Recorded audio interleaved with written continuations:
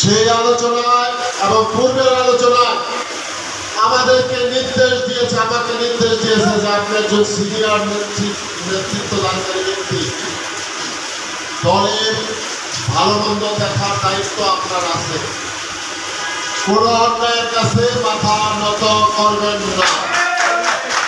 আপনারা জানেন এই নারায়ণগঞ্জে 7 খুন হয়েছিল, সেই 7 খুনে যিনি প্রধান খুন হয়েছেন উনি যুবলীগের কেন্দ্রীয় কমিটির সদস্য ছিলেন। সেই আন্দোলনটা কিন্তু আমার করার কথা না, আমি করতাম না, কিন্তু আমি কেন করেছি? আমি দেখেছি আমার আইনজীবী চন্দন সরকারকে খুন করা হয়েছিল, যার জন্য সে আমার ওই সময় অন্তত ওই সময় কিন্তু আমার মৃত্যু হয়েছে। কারণ এই যে জিয়াউল হক জিয়া 100 বার আমাকে উঠিয়ে নেওয়ার চেষ্টা করেছে, বহুবার বলেছে যে আমাকে খুন করা হবে, কিন্তু আমি বলেছি যে আমি একদিন জন্মেছি, একদিন মৃত্যুবরণ করব, সুতরাং কোন হুমকি ধমকিকে পরোয়া করি না।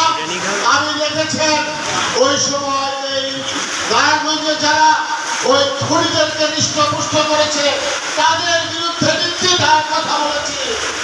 আজকে এই বাংলাদেশের এই ছাত্র জনতার যে অর্জন, সেই অর্জনকে কোন কারণে, কোন দুষ্কৃতিকারীর কারণে সেটা নষ্ট হবে, সেটা এই দেশের মানুষ হতে দেবে না ইনশাল্লাহ। আমরা বলতে চাই, আমরা সবসময় 5ই আগস্টের পরে আমরা বসেছি, সেখানে আমাদের সেন্ট্রাল থেকে আমাদের নির্দেশনা দেওয়া হয়েছে যে এই সকল পরিস্থিতিতে কিছু সুবিধাবাদী ব্যক্তি থাকে, কিছু দুষ্কৃতিকারী থাকে, তারা ওই যে অনেক সময় তারা লেবাস পাল্টিয়ে তারা বিভিন্ন নিজের স্বার্থে বিভিন্ন অপকর্ম করতে চায়। সেই অপকর্মকারীদেরকে বলে দিতে চাই যে কোন অপকর্মকারীকে বাংলাদেশ জাতীয়তাবাদী দলের মধ্যে স্থান দেওয়া হবে না।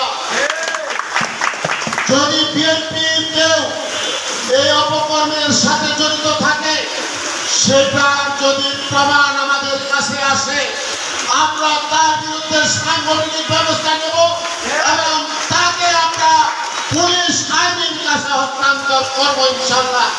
মন্দির পরিদর্শন করেছি এবং আমরা গিয়েছি, আমরা আপনাদেরকে ভয় দিয়েছি, এটা মুখের কথা না।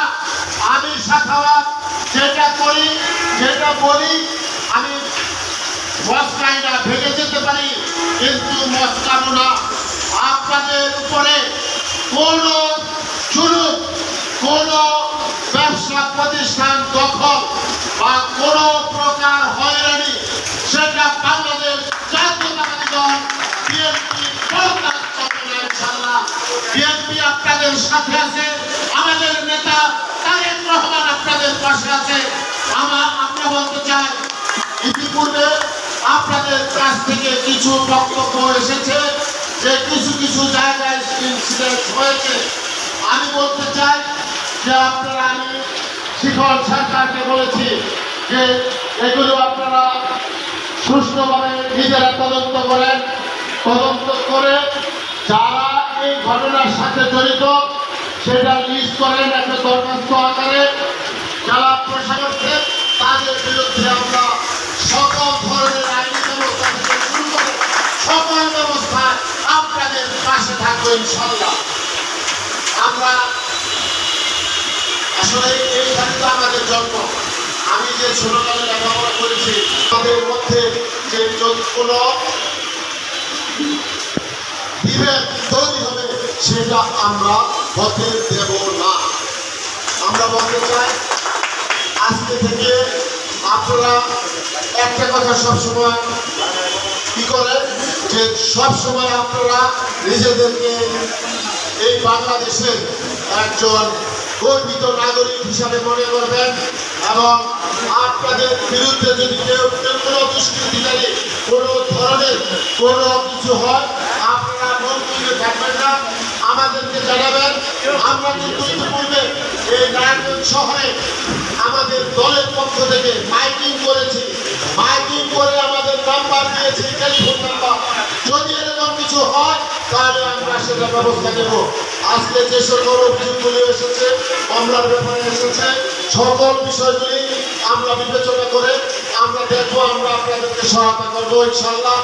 আপনার সুজিত বাবুর কথা বলেছেন, সুজিত বাবু আমার সাথে কথা বলেছেন, আমি বলেছি, আমি তাকে অভয় দিয়েছি এবং তার সাথে আমি কথা বলেছি।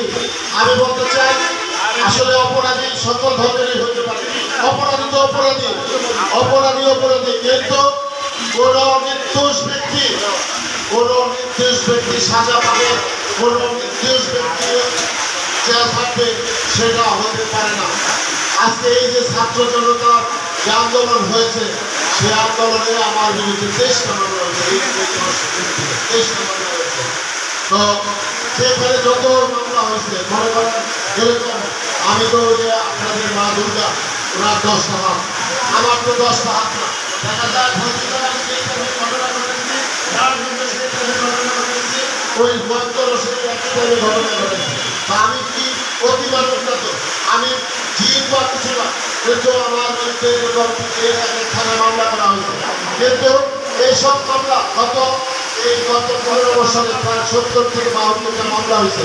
এই মামলা আসলে এগুলিকে তো সাজা দিতে পারে না।